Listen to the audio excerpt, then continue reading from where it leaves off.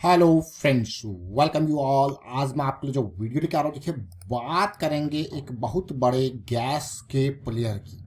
Gas stock India का बड़ा player. तो चलिए समझने की कोशिश करते हैं इस ब्लू चिप शेयर को डिटेल में। और आगे बढ़ने से पहले मैं आपको बता दूं, अगर आपने अब तक चैनल को सब्सक्राइब नहीं किया तो जल्दी से सब्सक्राइब कर ले, बेल आइकन को प्रेस कर ले, जिससे आपको नोटिफिकेशन आती रहेगी। और प्राइस एक्शन सीखने के लिए आप ज्वाइन कर सकते हो मेंबरशिप, ज्वाइन बटन पे क्लिक करके। प्राइस एक्शन की ये सीरीज बहुत इंपॉर्टेंट है, इसलिए सीखते रहें, समझते रहें और प्रैक्टिस जरूर करें। देखिए प्रैक्टिस बहुत जरूरी है। जिस गैस स्टॉक की हम बात कर रहे हैं आज, गैस अथॉरिटी ऑफ इंडिया के बारे में हम बात करने वाले हैं। आज की डेट में मार्केट कैपिटलाइजेशन आप देख सकते हो कि 1,23,000 करोड़ पहुंच चुका है, यानी कि 1,00,000 करोड़ के पार। 189 का अभी करंट प्राइस और रिसेंट हाई 196 का।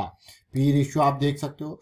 कंपनी को अगर देखा जाए, आप कहोगे यार ये gas authority of India limited ये स्टॉक की चर्चा क्यों कर रहे हैं। आप देख सकते हो क्लियरली किस तरीके से जबरदस्त तरीके से रेवेन्यू बढ़ा है। प्रॉफिटेबिलिटी 2022 में जो थी, यहाँ पे 2023 में थोड़ा कम देखने को मिल रहा है, लेकिन पिछले 12 महीनों में प्रॉफिटेबिलिटी में भी जंप देखने को मिला है। लेकिन जरा शेयर को समझने की कोशिश करते हैं इसके प्राइस एक्शन के बेसिस पे। जैसा मैंने आपको कहा, ढेर सारी चीजें आपको सीखने को मिलेंगी।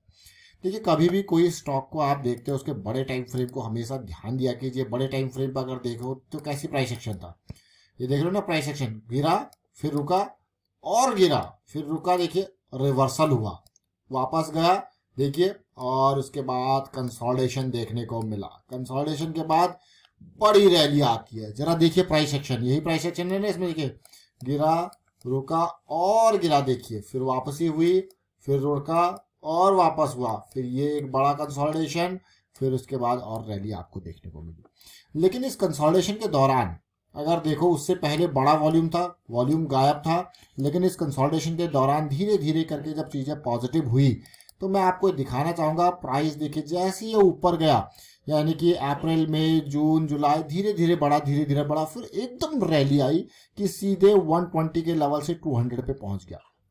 क्योंकि एक बड़ा स्टॉक है, एक बड़ा स्टॉक है। यहाँ पे आप आरएसआई अगर मंथली का देखा जाए तो बहुत ही आसमान पे है। अब अगर एंट्री लेते हैं तो रिस्क कितना होता है, बहुत ज्यादा। अब मैं आपको थोड़ा सा इस स्टॉक का एक लेवल आपको दिखाऊंगा ताकि आप समझ पाओगे, कुछ सीख पाओगे। जरा देखिए इस स्टॉक की चर्चा जब हम पिछले साल इसी फरवरी मार्च के टाइम पे कर रहे थे, तो एक कंसोलिडेशन दिखा रहा था। वो ऐसा लग रहा था अब इसको हमारा एक सेंटर लाइन आपको दिख गई थी कि वापसी होगी, तो सेंटर लाइन के इर्द गिर्द जो है अब ये कंसोलिडेट करेगा वापस। इसने सेंटर लाइन को एक इक्विलिब्रियम का जोन यहाँ पे बना रखा है। तो अगर आपने ये वीडियो नहीं देखा तो डिस्क्रिप्शन में लिंक है, ऊपर आई बटन पे जाके आप देख सकते हो गैस स्टॉक्स ऑफ इंडिया को।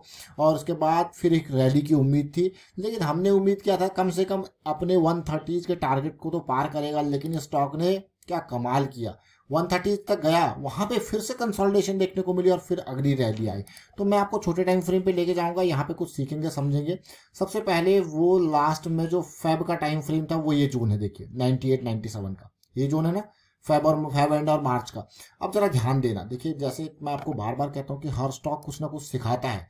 चाहे आपने उस स्टॉक में एंट्री नहीं ली, लेकिन वो कुछ ना कुछ सिखाता जरूर है। अब इसी स्टॉक को देखिए, ये बेस बन रहा था। अब यहाँ पे बार बार ना रिजेक्शन मिल रहा था, लेकिन जब रिजेक्शन पार हुआ तो क्या दिखा, कंसोलिडेशन, यानी कि छत के इर्द गिर्द जो कंसोलिडेशन देखने को मिली। फिर पार होता है, फिर पुल बैक, फिर इस लेवल पे जाता है, इसको भी पार करता है, तो क्या दिखता है, कंसोलिडेशन। तो देखिए जो इंपॉर्टेंट लेवल्स हैं उसको पार करना मतलब जहां से बार बार रिजेक्शन मिलता है उस लेवल को पार करना मतलब कंसोलिडेशन।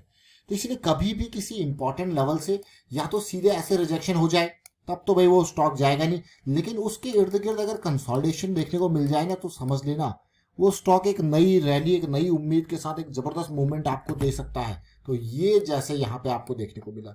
लेकिन अगर वीकली चार्ट को देखो तो 200 SMA के इर्द गिर्द का जो प्राइस था वो 90 या फिर 102, ये प्राइस जो है ये कॉमन था। लेकिन क्या अगर आप कहोगे भाई ये 200 पे खरीदारी करेंगे, तो मैं कहूँगा यार ये तो बहुत रिस्की हो जाएगा। अगर यहाँ पे देखोगे अक्टूबर या फिर सबसे इंपॉर्टेंट ये जुलाई अगस्त का महीना, ये जून जुलाई वाला ये क्वार्टर, इवन मैं एक डाटा आपको दिखाना चाहूंगा। ये है इसमें SBI आर्बिट्रेज और अपॉर्चुनिटीज फंड का।